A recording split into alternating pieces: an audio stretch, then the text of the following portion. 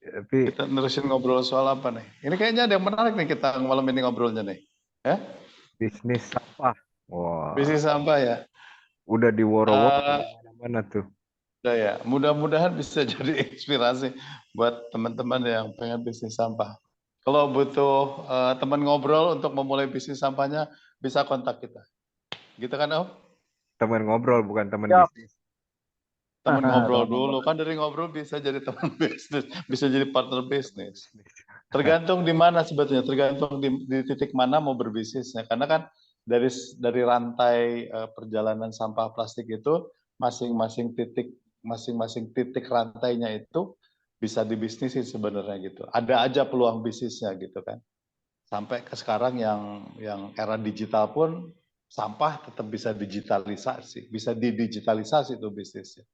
Gitu Nah, kan, Om? benar-benar. Nah, ada Mm-mm. ya kita bisa bisa masuk di nanti kita bahas nih. Kita bisa masuk di mana, Cie. Oke, siap, siap, siap. Nah, ini Sok kita mulai. sudah di slideshow. Oke, udah nampak ya slide-nya ya. Hmm. Tapi ininya, Belum, hah? belum kelihatan nih. Om Freddy yang kelihatan. Loh, di saya presentasinya udah. Om Sahrir yang nggak kelihatan. Ah, oke, sudah. Oh, Nah udah. ini Om Sahrir kelihatan, Om Iwan nggak kelihatan. Gak apa-apa. Oh, Yang penting presentasinya kelihatan. Atau mungkin karena ini handphone ya, jadi agak, I don't know. Oh iya. iya. Jadi apa saja sih potensi bisnisnya dari perjalanan sampah dan ini spesifik sampah plastik ya sampai ke recycle. Nah, ini mulainya ini dapat idenya dari orang ini nih. Entah siapa orang ini, tapi dari dunia barat sana nih. Hmm. Coba I'm kita. the owner of the $30 million jet, the one that I have to charter for $50,000 a flight because I can't afford to buy it myself. He made his money in collecting people's garbage. Nah, kira-kira terjemahannya beginilah. Kita nggak tahu dari negara mana ini, tapi bisa beli 30 jet seharga 30 juta dolar gitu dari bisnis sampah. Nah, coba kita gali di potensinya apa sih kalau di Indonesia ya. Nah, sampah plastik dulu nih. Kita spesifik lebih melihat sampah plastik ya. Jadi secara umum alurnya nih seperti ini nih. Om Om Sarir mungkin monggo kalau ada komen ya. Jadi dari recycle itu kirim ke produsen. Di sini nih yang saya juga baru belajar nih. Jadi hasil recycle itu masuk ke produsen barang jadi, eh, barang baru jadi barang jadi dan itu nyampur sama import virgin plastik. Jadi area ini nih yang saya, tapi ini umum ya, mungkin ini banyak terjadi di luar negeri. Kita kurang tahu di Indonesia gimana Om Sarin. Jadi produsen barang jadi itu ngambil barang dari Oh, produsen barang jadi ada itu juga lokal. ada lagi Kenapa? distributor barang jadi nih kayaknya nih yang sebelah sini kan. Jadi Oh itu berarti apa namanya?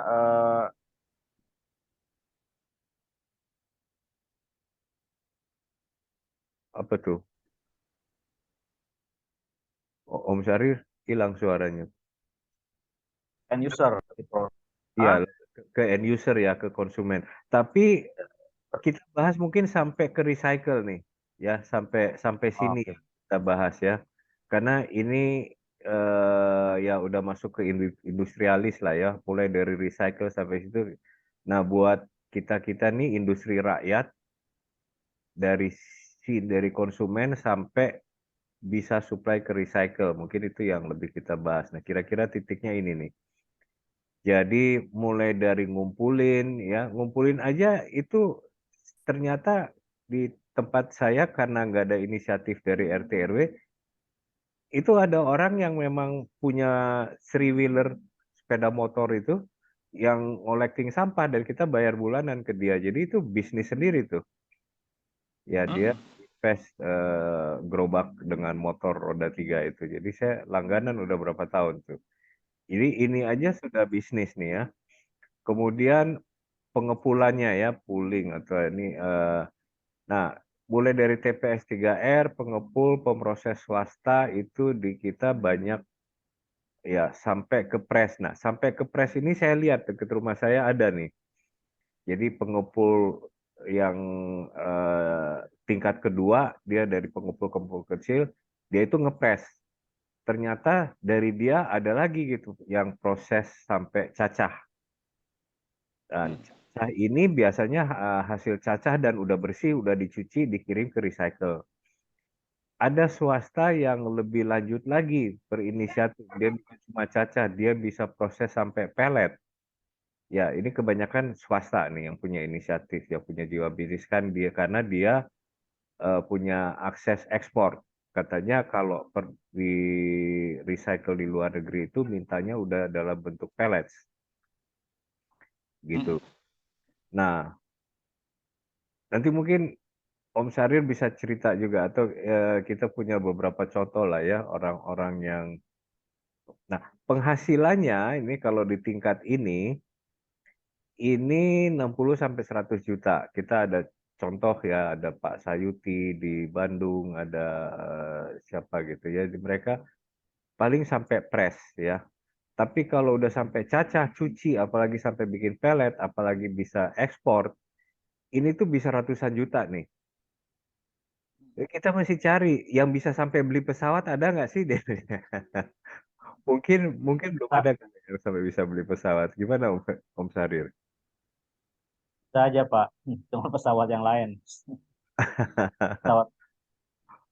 Bukan pesawat terbang kan? Sebetulnya kan ya, kalau yang sehari-hari kita temui lah yang sederhana itu kita ambil dari sampah di rumah tangga, kemudian itu bisa menjadi barang bisnis, bisa dibisnisin itu sama pemulung. Gimana model bisnisnya? Pemulung mendatangi rumah-rumah, gitu kan? Saya nggak tahu sekarang ini kalau di perkotaan masih ada nggak pemulung, tapi kalau di sekitar pinggiran kota itu masih banyak tuh pemulung. Dia ngambilin gratis tentu saja kalau di pulung gitu kan gratis. Hasil gratisnya itu dia jual ke pengepul. Jadi itu aja udah jadi bisnis tuh. Itu paling sederhana tuh. Iya, Dari pengepul, jadi kan si pemulung ini sudah memilah dengan sendirinya walaupun sisanya dia biarkan, dia ngambil yang kira-kira bisa dia jual kan gitu ya. Kayak misalkan botol plastik, gelas plastik gitu, kresek mungkin dia nggak ambil, multi layer mungkin dia nggak ambil karena memang nilainya belum ada gitu. Tapi kalau yang botol shampoo, botol plastik, sekali minum, botol gelas plastik gitu, itu dia pasti ambil. Nah itu dia pilah lagi mana yang HDPE, mana yang PET, mana yang gelas plastik. Jadi botol sama petutupnya dia pisah juga. Nah jualannya ke si pengepul tingkat pertama kalau tadi Om Iwan bilang, itu ada 4 macam jadinya. Yang pertama adalah si HDPE yang botol-botol shampoo yang tebal-tebal itu. Kemudian botol sekali minum itu, gelas minum sama tutup-tutup botol. Iya, Itu beda-beda itu harganya tuh. Nah itu aja kan dari gratis, dan bukan dari gratis, dari dia tidak mengeluarkan modal kecuali tenaga dan waktu dia, mungkin sama makan siang gitu ya. Kemudian dia ambil, dia pilah sendiri, kemudian dia jual masing-masing dengan harga yang berbeda-beda untuk ke pengepulnya gitu. Dan di pengepul pun mungkin ada pengepul yang beda-beda nih gitu. Ada pengepul khusus untuk yang botol, ada pengepul khusus untuk yang ini gitu. Dia akan lihat lagi gitu. Gitu kurang lebih lah. Nah dari pengepul ini, kalau Om Iwan tadi bilang ada yang di press,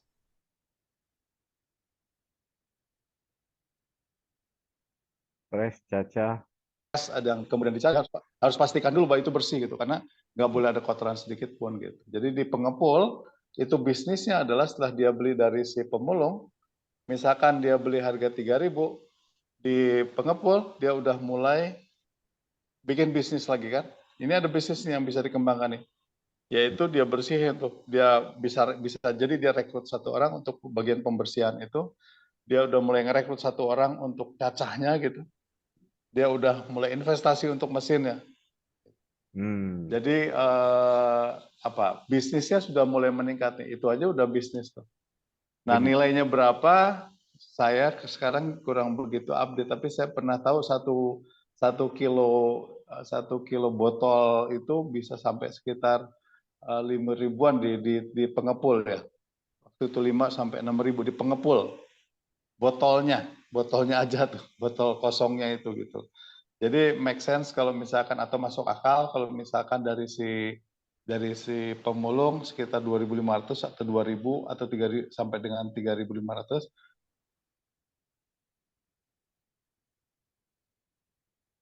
mungkin beberapa juta Lihat sebulan. kondisinya. Hmm. Oh itu bisa. Orang reportnya itu saya pernah baca itu sekitar 80-an juta sebulan. Di level pengepul ya. Oh, di sini ya, ya. Kalau dia Di level pengepul. memulung aja sih beberapa juta sebulan kali ya. Kalau di sini bisa beberapa puluh juta nih.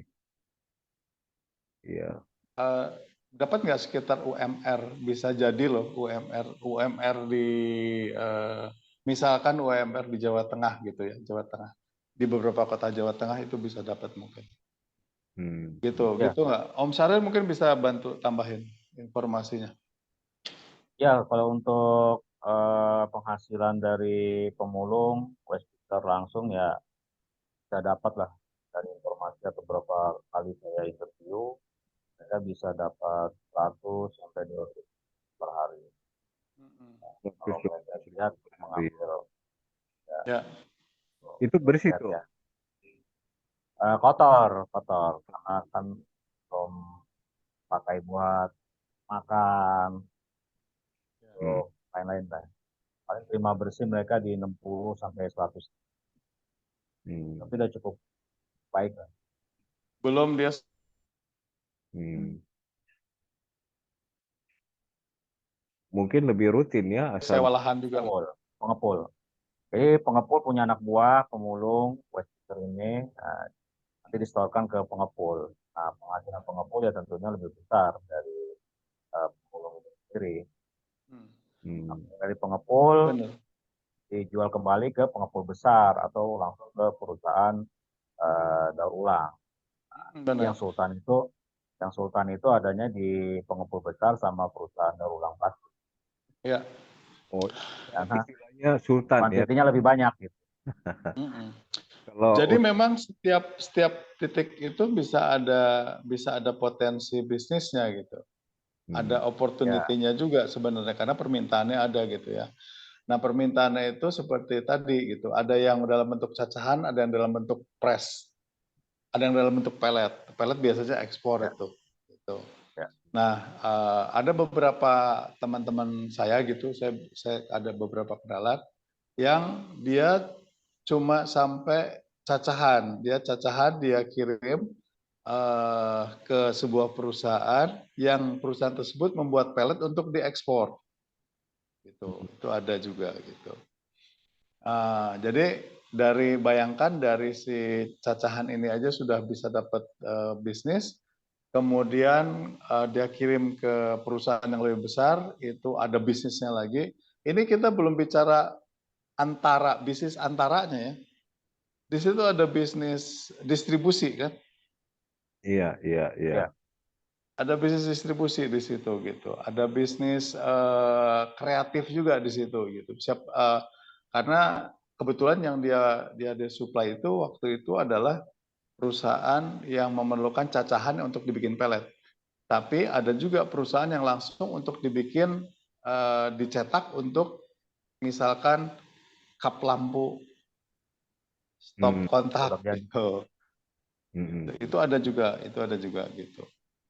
Atau seperti yang pernah kita bahas juga, ada perusahaan yang lebih besar lagi yaitu membuat palet-palet untuk gudang gitu kan. Hmm.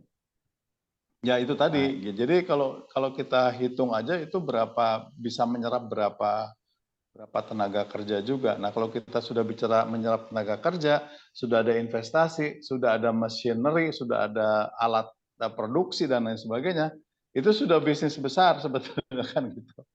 ya makanya kan ini pernah kita bahas ya, khususnya ekonomi sirkular. Kenapa Bappenas Betul, betul. waktu itu mengadakan seminar ya dengan ekonomi besar. Jadi ada ada 5 ya kalau nggak salah Om Iwan sektornya ya, termasuk salah satunya plastik. Betul. Plastik ini penyumbang Kecil kalau di itunya Bappenas saya lihat. besar juga, itu potensinya luar biasa gitu. Kita berapa triliun kan. Nah, kenapa marak sekarang banyak perusahaan-perusahaan besar yang bekerja sama dengan beberapa perusahaan lainnya membuat perusahaan daur ulang. Ya, salah satunya ya apa Kepulauan Jawa bekerja sama untuk membuat pabrik recycle, namanya Recycle Unity. Jadi ini sangat memang diminati oleh perusahaan besar. Makanya kompetisinya semakin. Om Saril, berapa waktu itu potensi finansialnya dari Bappenas? Sampai triliun bukan? Ya, kurang lebih sekitar sekian lah ya. Total dari keseluruhan ekonomi sirkular itu kalau nggak salah sekitar berapa ya? Ratusan lah ya kalau nggak salah. Tapi ada Plastik, triliun itu kan plastik, bukan miliar ya? Ya, plastik itu nomor 3 lah. Triliun tapi ya gedenya di konstruksi. Plastik itu nomor Konstruksi kan? plastik itu Ya. nomor 3 ya urutannya yang di Ya. Bappenas yang kita pernah ikut. Tapi itu cukup besar dan sangat besar gitu untuk ekonomi sirkular yang dijalankan dari beberapa sistem ya kan. Dari yang konsep yang dipaparkan sama Om Iwan kan di potensi bisnis ini lebih kebanyakan ekonomi sirkular yang memang sudah jalan. Nah, belum lagi yang sekarang marak bagaimana startup ya kan, aplikator startup ini juga bekerja sama buat ekonomi sirkular ini kan. Mereka membuat sistem bagaimana istilahnya itu uang itu bisa cashless kan, yaitu tukar barang dapatkan nilai ya kan, belanjakan atau seperti apa, jual beli pastinya juga melalui aplikasi. Tambah juga ada perusahaan besar yang juga investasi mendirikan perusahaan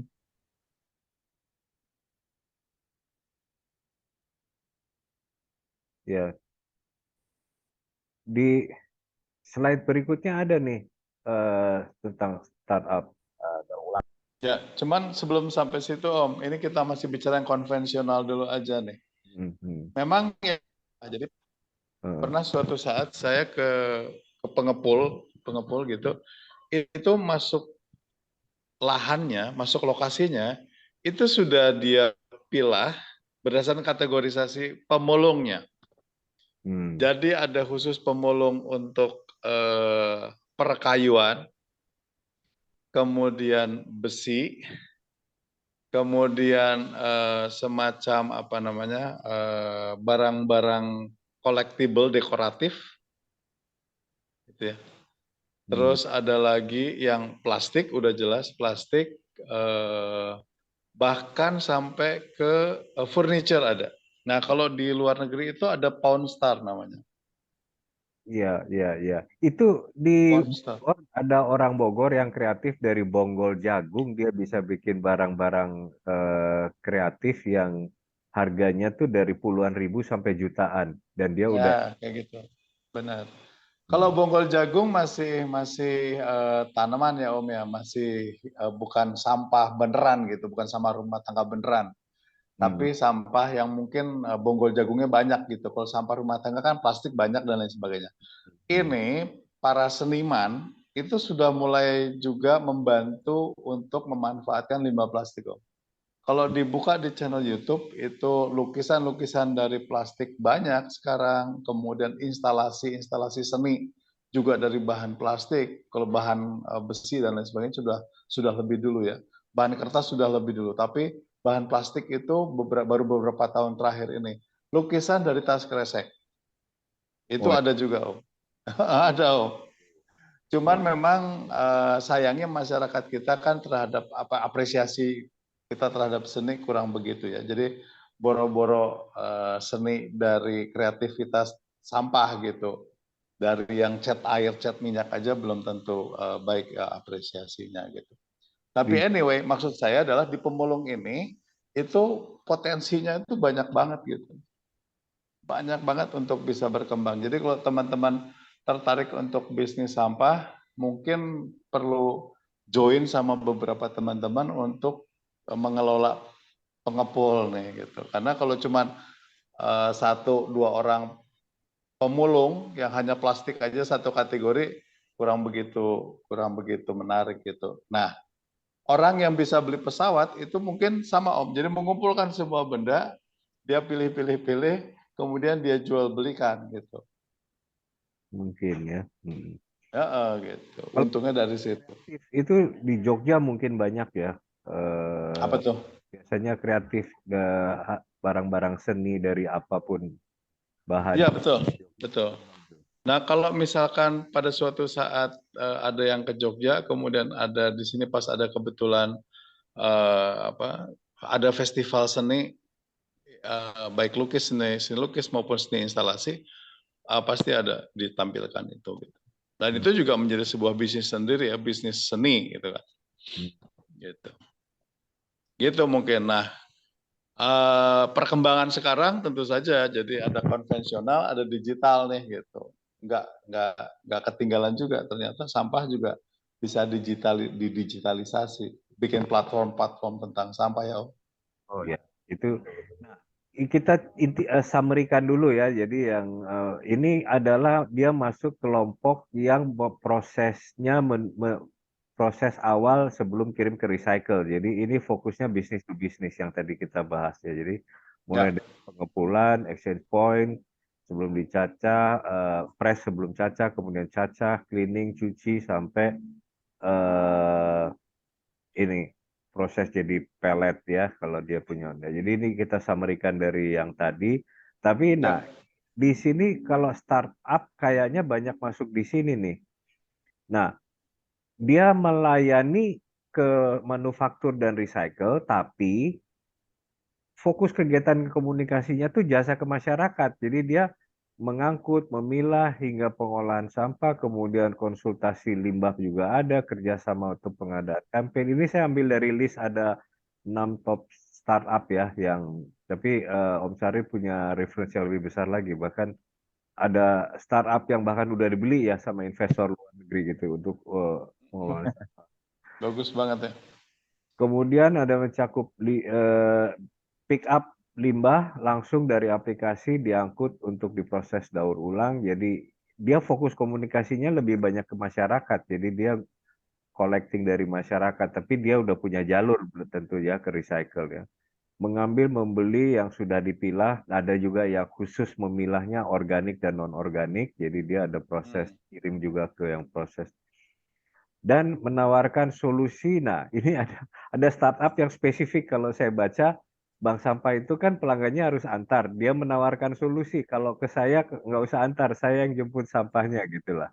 Dia woro-woronya begitu. Ini ada saya baca di website salah satu startup dan ada yang ya kreatif Om Sari tadi bilang jadi mengganti nilai eh, apa menjual sampahnya bayarnya pakai token listrik, pakai e-money, saldo e-money, pakai pulsa macam-macam lah kreatif. Jadi nggak selalu uang.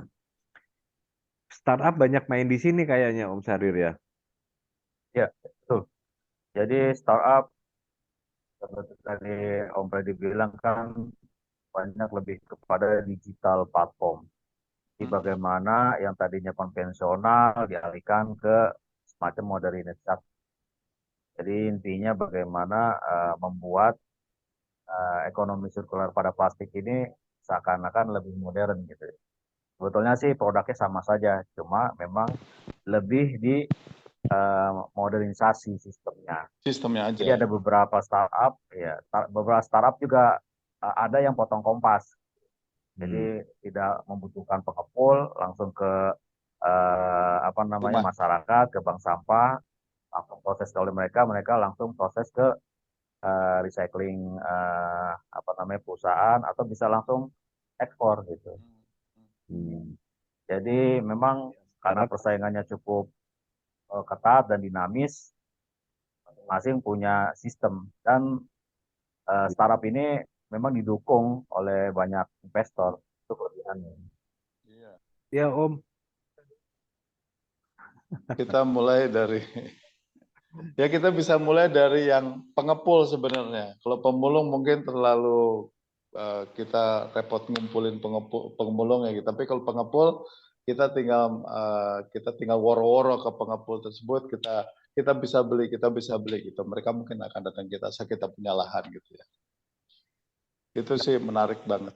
digital platform, jadi yang ya bisa komunikasi dengan smartphone atau minta pick up segala macam itu rumah tangga anak saya ngirim ke bank sampah tuh dia tinggal dari handphonenya tuh ini terus tinggal. Jangan-jangan pakai SAP juga nih Om ya?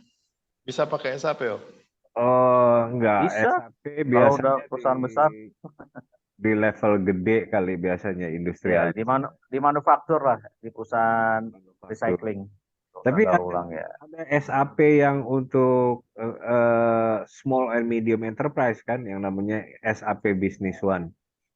Tapi Iya kan, ini juga menjadi opportunity bisnis gitu bagi perusahaan-perusahaan teknologi gitu, perusahaan-perusahaan IT gitu. Kenapa SAP harus ke yang besar-besar? Kenapa nggak bikin yang kecil-kecil gitu? Mungkin aja malah. bahkan Kemarin itu baru saya lihat ada sebuah teknologi yang menarik gitu, teknologi sederhana mungkin ya, yang disebut dengan WiFi token. Itu saya ngelihatnya malah di sebuah sitkom itu, sitkom di Jawa Tengah di Solo. Jadi di situ temanya itu adalah WiFi token. WiFi token itu Rp1.000 bisa untuk setengah jam. oh ya Jadi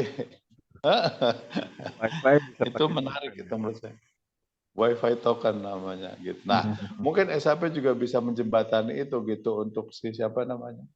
Ya, Si ya bank sampah atau pengepul gitu. pengalaman saya sih SAP Business One atau yang Microsoft ERP ya itu Microsoft Dynamics ERP itu omsetnya tuh bangsa dua puluhan sampai 100 miliar setahun. Oh, gede banget. Oh, setahun. Setahun. Oh, Ya, pengepul bisa lah. puluhan puluhan miliar lah sebulan. Miliar ya. Oh, Eh, nggak bisa. Pengepul ya, tapi ya itu juga bisnis prosesnya kompleks. Tapi kalau pengepul kan mungkin bisnis prosesnya nggak terlalu kompleks. Tapi ngomong tentang marketing communication, kita ini termasuk di sini nggak sih Om? Channel kita nih? Kita termasuk Oh di iya, marketing iya, communication. Ya ya. dong. Kita Kita mulai dari kita termasuk itu, Pak. mensosialisasi dampak dari eh, perilaku buang sampah sembarangan gitu ya. Kita mesti Ya. saya Cuman memang mensosialisasi potensi ya ini bisnis. cuman menarik juga Om. Suatu saat mungkin kita perlu obrolin dalam tayangan tersendiri nih. Bagaimana kita menyiasati di satu sisi ini ada bisnis-bisnis potensial dan sudah berjalan dan sudah besar gitu. Hmm. Dari plastik, dari sampah plastik ini kan, dari botol-botol plastik ini. Di sisi lain, kita juga mendorong untuk supaya sampah plastik itu nggak ada. Iya, iya, Jadi begitu sampah plastik ini tidak ada, otomatis bisnis ini juga nggak ada kan. Mungkin iya, sampah plastik yang non ekonomis, yang Ah tercecer. itu. Karena Jadi karena kalau tidak ada sampah plastik, tidak ada perusahaan daur ulang, ekonomi sirkular nggak jalan. persis, persis. Makanya jadi ini sebetulnya dua kondisi yang berseberangan. Tetapi kondisi sekarang ini mungkin belum ke sampahnya masih ada sehingga obrolan. proses bisnis ini masih berlangsung. Tapi Iya, suatu saat kalau misalkan berhasil plastiknya dihilangkan, bisnis ini juga terancam hilang. iya, iya. Ya, itu bisa bisa Pak, karena tiap perkembangan zaman pasti ada disrupsi kan, dari Ya, ya betul. fotokopi atau dari kemarin tuh dulu Kodak, bagaimana konvensional foto diganti dengan digital foto, ya kan? Oh, BlackBerry kalah dengan Android. Ya bisa saja nanti kemasan plastik kalahkan oleh bioplastik yang nanti akan lebih tahan terhadap panas, yang lebih mudah terurai dan tidak merusak lingkungan. Why not? Bisa aja Dan 10 tetap ada sampai 20 sampahnya tahun gitu ya. kemudian. Nah, sampahnya kan bisa terurai dengan cepat sih, dan seperti Ya. plastik itu bisa saja. kan beberapa perusahaan besar juga lagi riset kan. Ya. Kemungkinan itu ada mungkin. Ngomong-ngomong waktunya masih Ya. ada nggak sih Om? Masih ada. Ya. Sekitar 5 menit lagi Om. Oh, oke. Oh masih ada 5 menit. Ya sambil ngobrol, maaf nih saya punya hobi baru sekarang. Ya sambil ngobrol Sebentar. ada latar belakang musik. Oh, Ya. Boleh. Asal dikecilin latar belakang musiknya biar suara kita terdengar. Jadi sebetulnya di Indonesia ini baik yang konvensional, bisnis konvensional maupun yang modern, yang digital sekarang sudah masuk ya dan sudah jalan ya mengenai sampah ini untuk menangani masalah sampah ini ya. Mudah-mudahan mereka semua itu tidak hanya berpikir masalah bisnis tapi juga berpikir masalah bagaimana menyelamatkan bumi ini gitu. Bagaimana plastik ini dimanfaatkan bukan hanya melulu sebagai bisnis tetapi juga dalam rangka yuk kita selamatkan bumi ini, kita kurangi dampak-dampak negatif dari sampah plastik yang ada di Indonesia. Mudah-mudahan seperti itu ya. Oke. Ya nggak sih Om? Sepakat. Kita kita sementara mainnya di ini aja lah ya, komunikasi. Tapi kalau ada yang mau ini ada potensi lain ya semoga podcast kita menjadi marketing communication yang bisa menjangkau semua aspek, bisa berkomunikasi dan berkolaborasi mungkin ke depannya ya. Sip. Oke, saya pikir itu kembali informasinya. Kalau ada teman-teman, mudah-mudahan ini bisa menjadi ini juga, jadi bahan pemikiran ya, food for thought buat teman-teman gitu lah. Kali-kali aja di sekitarnya itu bisa jadi ide untuk bikin bisnis gitu dari sampah yang ada. Kalau ada teman-teman yang berminat untuk bikin, kemudian pengen ngajak ngobrol kita senang juga untuk diajak ngobrol untuk bikin bisnis sampah gitu ya. atau punya gagasan gitu disosialisasikan ya, kita bisa sosialisasikan. Ya, bisa menggunakan kita juga untuk sosialisasinya itu. Atau ada yang sudah jalan malahan.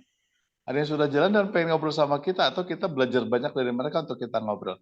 Kalau sudah ada yang jalan dan sudah berhasil, tolong kami diinformasikan. Kita pengen belajar lah. Kita pengen belajar supaya kita bisa share sama teman-teman yang lain. Itu mungkin ya Om Iwan, Om Sarir. Ada Ya. ini kata-kata hari ini mungkin apa? Ya, Dari saya, Om Iwan, silakan. potensi bisnis ada di mana-mana.